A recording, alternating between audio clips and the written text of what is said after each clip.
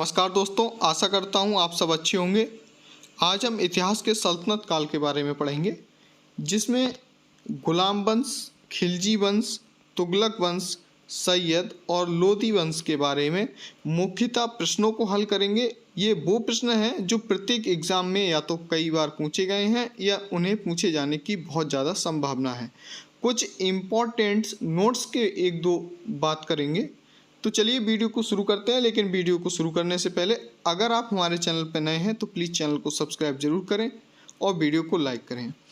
और अगर आपने हमारी पुरानी वीडियो नहीं देखी है इतिहास से संबंधित तो प्लीज़ उनको भी देख लीजिए। पूरी प्लेलिस्ट है, हमारे चैनल पे जाइए प्लेलिस्ट और वहाँ से आप देख सकते हैं। तो आपको पता होगा मध्यकालीन भारत विशेषतः सल्तनत काल से शुरू होता है, जो 1206 ईस्वी से 1526 ईस्वी। 1526 ईस्वी में लोदी वंश का जो शासक इब्राहिम लोदी था, इसके लिए बाबर ने हराकर मुगल वंश की स्थापना की थी। तो इससे पहले का काल जो है 1206 ईस्वी से 1526 ईस्वी तक का टाइम जो है सल्तनत काल के नाम से भारतीय इतिहास में जाना जाता है। तो चलिए पहले प्रत्येक वंश का टाइम पीरियड और ये देखते हैं कौन कौन से मुख्यतः शासक रहे हैं। देखिए गुलाम वंश सबसे पहले आएगा। गुलाम वंश, इनका क्रम बहुत जरूर याद कर लीजिए, कई बार इसे सीरियल से लगाने के लिए आ जाता है। ठीक है, तो पहले गुलाम वंश 1206 से 1290 तक रहा है। उसके बाद खिलजी वंश रहा है, एक बार मैं पहले आपको दिखा दूं, फिर तुगलक वंश, फिर सैयद और अंत में लोदी वंश रहा है। इनके प्रमुख शासक कौन कौन रहे हैं, मैं यहाँ पर बस प्रमुख शासकों की बात करूँगा, सारे शासकों की बात नहीं की है। जो मुख्य शासक हैं, देखिए गुलाम वंश 1206 ईस्वी से 1290 ईस्वी। ठीक है, इसका जो प्रमुख शासक था वो कुतुबुद्दीन ऐबक था। दूसरा शासक इल्तुतमिश। तीसरा शासक जो था, इसकी जो बेटी थी रजिया बेगम, वो रही है। और चौथा शासक बलबन रहा है। ठीक है, इन चार शासकों को याद कर लीजिए, ये बहुत ज़्यादा इम्पोर्टेंट है। ठीक है, इन शासकों के बारे में थोड़ा थोड़ा आपको पता होना चाहिए।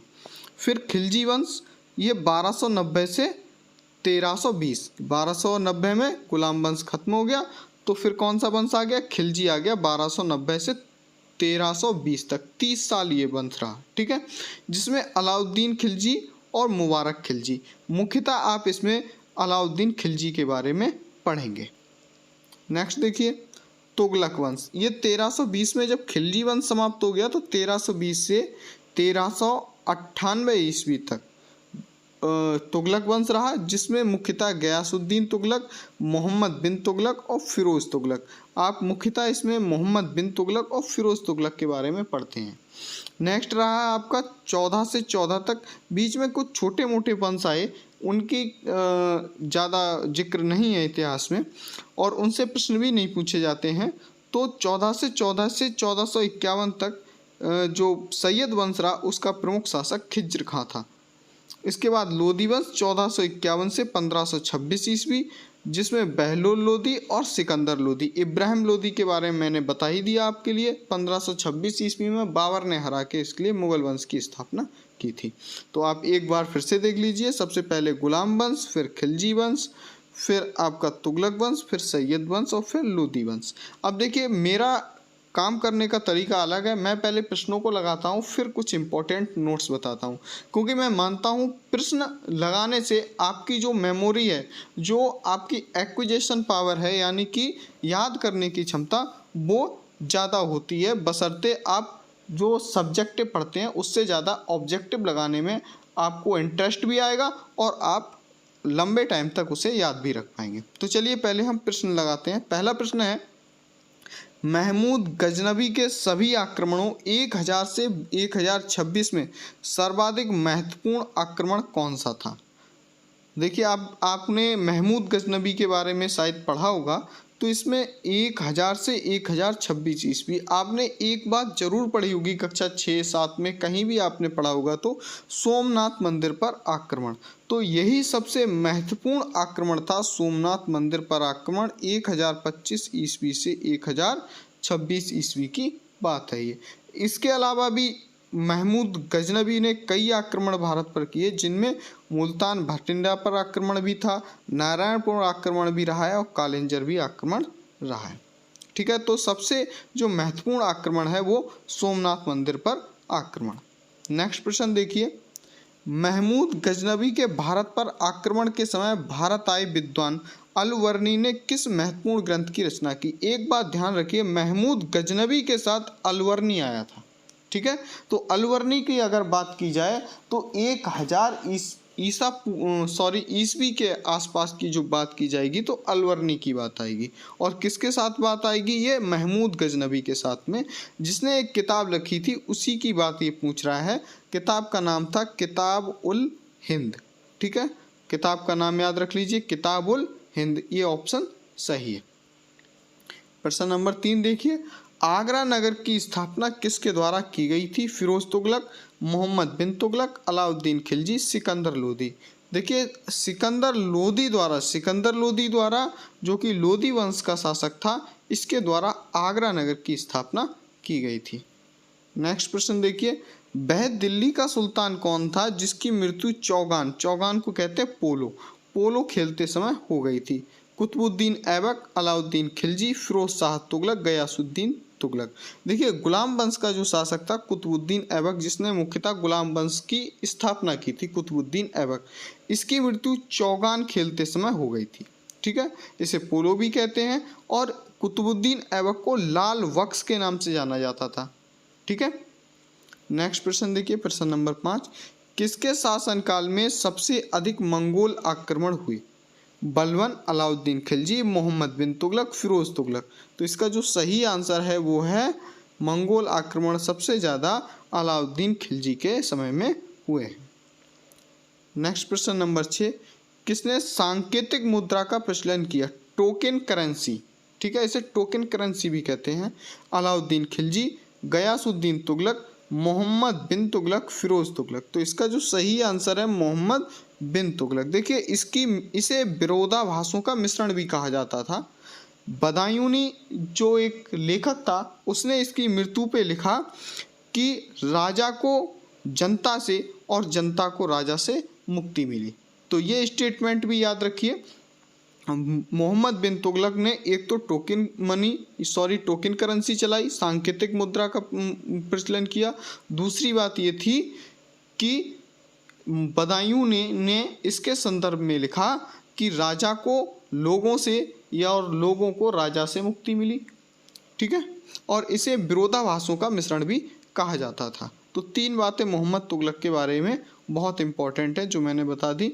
नेक्स्ट प्रश्न देखिए, किस सुल्तान को इतिहासकारों ने विरोधाभासों का मिश्रण कहा है। ये प्रश्न इंपॉर्टेंट था, मैंने अभी बता ही दिया। तो इसका सही आंसर हो गया मोहम्मद बिन तुगलक। प्रश्न नंबर 8, लोदी वंश का अंतिम शासक कौन था। 1 मिनट पहले ही हमने थोड़ी देर पहले चर्चा की थी। इसका सही आंसर है इब्राहिम लोदी। 1526 ईस्वी में बाबर ने इसे हराकर मुगल वंश की स्थापना की थी। प्रश्न नंबर 9, किसने इक्तादारी प्रथा चलाई।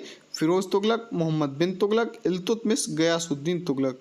तो इसका जो सही आंसर है वो है इल्तुतमिश ने इक्ता प्रथा या इक्तादारी प्रथा चलाई। ठीक है, इक्तादारी प्रथा यानी कि प्रांतों में बांटने की प्रथा चलाई। इक्ता प्रांतों को कहा जाता था, स्टेट्स। नेक्स्ट देखिए प्रश्न नंबर 10, लाल बख्श के नाम से जाने जाना वाला किसे जाना जाता था। एक तरीके से ये पूछ रहा है। तो मैंने अभी थोड़ी देर पहले बताया था बाबर, अकबर, कुतुबुद्दीन ऐबक, इल्तुतमिश। तो सही आंसर है कुतुबुद्दीन ऐबक। इसकी उदारता के कारण, दान देने के कारण कहा जाता है ऐसा कि इसे लाल बख्श के नाम से जाना जाता था। प्रश्न नंबर 11 देखिए, दक्षिण अफ्रीकी मोरक्को यात्री इब्न बतूता किसके शासनकाल में भारत आया। हुमायूं, अकबर, मोहम्मद बिन तुगलक, अलाउद्दीन खिलजी। तो मोहम्मद बिन तुगलक के समय में देखिए इब्न बतूता मोरक्को का जो यात्री था वो भारत आया और मोहम्मद बिन तुगलक ने इब्न बतूता को अपने यहाँ जज नियुक्त किया था। ये 1333 की बात थी। ठीक है, 1333 ईस्वी की बात थी और इसने अपने यहाँ इसे जज बना दिया, काजी कहते थे जिसे। प्रश्न नंबर 12, भारतीय इतिहास में बाजार नियमों या मूल्य नियंत्रण प्रणाली की शुरुआत किसने की? ये प्रश्न बहुत ज़्यादा इम्पोर्टेंट है, वेरी वेरी मोस्ट इम्पोर्टेंट प्रश्न है ये। मूल्य नियंत्रण प्रणाली या बाजार नियमों की शुरुआत किसने की? शेरशाह सूरी, मोहम्मद बिन तुगलक, फिरोज तुगलक, अलाउद्दीन खिलजी। तो इसका जो सही आंसर है वो है अलाउद्दीन खिलजी। अलाउद्दीन खिलजी ने बाजार नियंत्रण प्रणाली या मूल्य नियंत्रण प्रणाली की शुरुआत की थी। प्रश्न नंबर 13, दिल्ली का वह प्रथम सुल्तान कौन था जिसने स्थायी सेना रखी? इल्तुतमिश, बलबन, अलाउद्दीन खिलजी, मोहम्मद बिन तुगलक। तो सही आंसर है अलाउद्दीन खिलजी। देखिए अलाउद्दीन खिलजी के बारे में बहुत आता है, तो कई बातें, इससे पहले एक बात हो गई कि एक पहला ये सुल्तान था जिसने स्थायी सेना रखी, ठीक है। दूसरी एक बात ये था इसने बाजार या बाजार के नियम बनाए या मूल्य नियंत्रण प्रणाली स्थापित की। नेक्स्ट प्रश्न है, निम्न में से कौन गुलरुखी के उपनाम से कविताएं लिखा करता था? इब्न बतूता, जियाउद्दीन बर्नी, शम्स सिराज अफीफ और सिकंदर लोदी। तो जिसने आगरा की स्थापना की थी, सिकंदर लोदी, लोदी वंश का शासक, ये गुलरुखी के उपनाम से कविताएं लिखा करता था, ध्यान रखिए इसे। प्रश्न नंबर 15, कुतुब मीनार के कार्य को किसने पूरा कराया? देखिए कुतुब मीनार का जो कार्य शुरू कराया था वो कुतुबुद्दीन ऐबक ने शुरू कराया, ठीक है। लेकिन फिर इसकी मृत्यु हो गई, तो जो कार्य पूरा कराया वो इल्तुतमिश, क्योंकि कुतुबुद्दीन ऐबक के बाद इल्तुतमिश शासक बना, तो जाहिर सी बात है इल्तुतमिश ने ही कुतुब मीनार के कार्य को पूरा कराया। तो सही ऑप्शन है इसका इल्तुतमिश। अगर शुरू कराया ये पूछा जाए तो आप कुतुबुद्दीन ऐबक लगाएंगे। प्रश्न नंबर 16, तुगलकनामा का रचनाकार है? बर्नी, गुलबदन बेगम, अमीर खुसरो, इसामी। तो इसका जो सही आंसर है वो है अमीर खुसरो। प्रश्न नंबर 17, अमीर कोही कृषि विभाग नामक एक नया विभाग के सुल्तान द्वारा शुरू किया गया। अमीर कोही जिसे कृषि विभाग था, ठीक है। अलाउद्दीन खिलजी, फिरोज तुगलक, मोहम्मद बिन तुगलक, सिकंदर लोदी। तो इसका जो सही आंसर है वो है मोहम्मद बिन तुगलक। मोहम्मद बिन तुगलक ने अमीर कोही या कृषि विभाग शुरू किया था। प्रश्न नंबर 18, प्रसिद्ध कवि अमीर खुसरो किसके दरबार में रहे या किसके दरबार में रहते थे जिन्होंने तुगलकनामा लिखा? अभी बात आई थी, तो कभी कभी हम तुगलक देख के तुगलकनामा मोहम्मद बिन तुगलक ऑप्शन लगा देते हैं, बट गलत है। सही आंसर है अलाउद्दीन खिलजी। नेक्स्ट प्रश्न देखिए, प्रश्न नंबर 19, दिल्ली के किस मुस्लिम शासक के निधन पर इतिहासकार बदायूनी ने कहा, राजा को अपनी प्रजा से तथा प्रजा को अपने राजा से मुक्ति मिली? अभी मैंने बताया था पहले, बलबन, मोहम्मद बिन तुगलक, अलाउद्दीन खिलजी, शेरशाह। तो इसका सही आंसर है मोहम्मद बिन तुगलक। नेक्स्ट प्रश्न देखिए, प्रश्न नंबर 20, दिल्ली का सुल्तान जो दान दक्षिणा के बारे में काफ़ी ध्यान रखता था और इसके लिए एक विभाग दीवाने खैरात दान विभाग स्थापित किया। ये मुख्यतः मुस्लिम महिलाओं, विधवाओं के लिए दीवाने खैरात नाम से एक दान विभाग स्थापित किया गया था। किसने किया था? फिरोज तुगलक। ध्यान रखिए किसने? फिरोज तुगलक ने दीवाने खैरात दान विभाग मुख्यतः मुस्लिम महिलाओं और विधवाओं के लिए उनकी सहायता करने के लिए दीवाने खैरात नाम से एक विभाग स्थापित किया गया। प्रश्न नंबर 21, 2.5 दिन का झोपड़ा मस्जिद अजमेर का निर्माण किसने कराया? इल्तुतमिश, कुतुबुद्दीन ऐबक, बलबन, फिरोज तुगलक। तो सही आंसर है कुतुबुद्दीन ऐबक। नेक्स्ट क्वेश्चन 22, अपनी शक्ति को समेकित करने के बाद बलबन ने भव्य उपाधि धारण की थी। बलबन ने कौन सी उपाधि धारण की? तूतिए हिंद, कैसरे हिंद, जिल्ले इलाही, दीने इलाही। तो सही आंसर है वो है जिल्ले इलाही। प्रश्न नंबर 23, किसने 40 तुर्की सरदारों को लेकर तुर्कान चहलगानी या चालीसा दल का गठन किया? ठीक है, ऑप्शन है कुतुबुद्दीन ऐबक, इल्तुतमिश, बलबन, रजिया। तो सही आंसर है इल्तुतमिश। इल्तुतमिश ने 2 काम किए थे, एक तो इक्ता प्रणाली चलाई और दूसरा तुर्कान चहलगानी या चालीसा दल का गठन किया। नेक्स्ट प्रश्न देखिए, प्रश्न नंबर 24, निम्नलिखित में से किसने तुर्कान चहलगानी या चालीसा दल का पूर्णतः सफाया कर दिया? ऑप्शन है बलबन, इल्तुतमिश, रजिया और अलाउद्दीन खिलजी। तो सही आंसर है बलबन। बलबन भी गुलाम वंश से ही संबंधित था और ये रजिया सुल्तान के समय तक ये तुर्कान चहलगानी चलता रहा, बलबन ने इसे समाप्त कर दिया। प्रश्न नंबर 25, किसके दरबार में सिजदा, घुटनों पे बैठकर शीश नवाना एवं पाबोस, पाँवों को चूमना की परिपाटी चलाई? किसने चलाई थी? सिजदा एवं पाबोस। इल्तुतमिश, बलबन, अलाउद्दीन खिलजी, मोहम्मद बिन तुगलक। तो सही आंसर है बलबन। बलबन ने ये प्रणाली सिजदा और पापोश चलाई।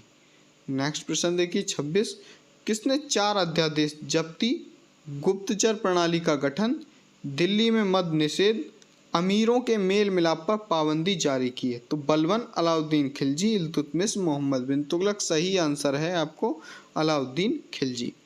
नेक्स्ट प्रश्न देखिए प्रश्न नंबर 27, किसने सैन्य शासन के क्षेत्र में दाग यानी घोड़ों पर दागने एवं हुलिया सैनिकों के पहचान चिन्ह का प्रचलन किया? बलबन, अलाउद्दीन खिलजी, इल्तुतमिश, सिकंदर लोदी। तो इसका जो सही आंसर है वो है अलाउद्दीन खिलजी। देखिए चाहे बाजार नियम बनाना हो, मूल नियंत्रण प्रणाली हो, दागने की घोड़ों को दागने की प्रथा हो, या हुलिया हो सैनिकों के पहचान की प्रथा, ये अलाउद्दीन खिलजी आप ध्यान रखिए। नेक्स्ट प्रश्न 28, एक घोड़े वाला सैनिक और 2 अस्पा 2 घोड़े वाला सैनिक की प्रथा का आरंभ किया? अलाउद्दीन खिलजी, जहांगीर, शाहजहां, इनमें से कोई नहीं। तो ये भी अलाउद्दीन खिलजी से संबंधित है। 1 अस्पा और 2 अस्पा। 1 अस्पा का मतलब होता है सवार, ठीक है। तो 1 घोड़े वाला सैनिक और 2 अस्पा 2 सवार वाला 2 घोड़े वाला सैनिक। तो ये अलाउद्दीन खिलजी ने प्रथा का प्रारंभ किया। प्रश्न नंबर 29, किसने भूमि मापने का पैमाना गजे सिकंदरी का प्रचलन किया? सिकंदर लोदी, सिकंदर शाहसूर, सिकंदर महान, निम्न में से कोई नहीं। तो गजे सिकंदरी सिकंदर लोदी, जिसने आगरा की स्थापना की थी। नेक्स्ट प्रश्न है और ये आखिरी प्रश्न है इसका, फिर कुछ हम इंपॉर्टेंट पॉइंट्स देखेंगे। दिल्ली के किस सुल्तान ने ब्राह्मणों पर भी जजिया कर लगाया? बलबन ने, फिरोज शाह तुगलक ने, मोहम्मद बिन तुगलक ने, अलाउद्दीन खिलजी ने। तो सही आंसर है फिरोज शाह तुगलक ने। फिरोज शाह तुगलक ने ब्राह्मणों पर भी जजिया कर लगाया। अब कुछ विभाग हैं और उनको बनाने वाले सुल्तान। देखिए दीवाने कोई हमने पढ़ा था अभी, कृषि विभाग ये मोहम्मद बिन तुगलक ने बनाया था। दीवाने अर्ज या सैन्य विभाग इसे बलबन ने बनाया था। दीवाने बंदगान ये दासों का विभाग था, दास, ठीक है, दासों का विभाग था। इसका जो बनाया था फिरोज शाह तुगलक ने। और दीवाने खैरात जो कि दान विभाग था, अभी बताया था, ये फिरोज शाह तुगलक ने। आखिरी पॉइंट है मेरे हिसाब से इस वीडियो का ये, राजस्व या कर व्यवस्था क्या थी? 2 भूमि कर थे मुख्यतः और 2 धार्मिक कर थे। एक अलग से कर था खुम्स। तो भूमि कर कौन से थे? उस्र और खराज। जो मुसलमानों पे लगता था वो था उस्र, और जो गैर मुसलमानों से लगता था वो खराज। यानी कि 2 भूमि कर थे, एक उस्र और एक खराज। जो भूमि कर मुसलमानों से लिया जाता था उसे उस्र, और जो गैर मुसलमानों से लिया जाता था उसे खराज। इसी प्रकार से 2 धार्मिक कर थे, एक जकात और जजिया। जकात वो धार्मिक कर था जो मुसलमानों से लिया जाता था, और जजिया जो था गैर मुसलमानों से लिया जाने वाला धार्मिक कर था। खुम्स एक अलग तरीके का था, जो लूटा हुआ जो धन होता था, ठीक है, युद्ध में गड़ी हुई माया हो किसी प्रकार की, इस तरीके का कोई भी लूटा हुआ धन होता था, तो ये धन जो है खुम्स कहलाता था। आशा करता हूँ वीडियो आपको अच्छा लगा होगा। अगर आपके लिए कोई समस्या हो, कुछ पूछना हो, तो प्लीज़ कमेंट बॉक्स में कमेंट कीजिए और हमें बताइए आपको वीडियो कैसा लगा। मिलते हैं नेक्स्ट वीडियो में, तब तक के लिए जय हिंद, वंदे मातरम।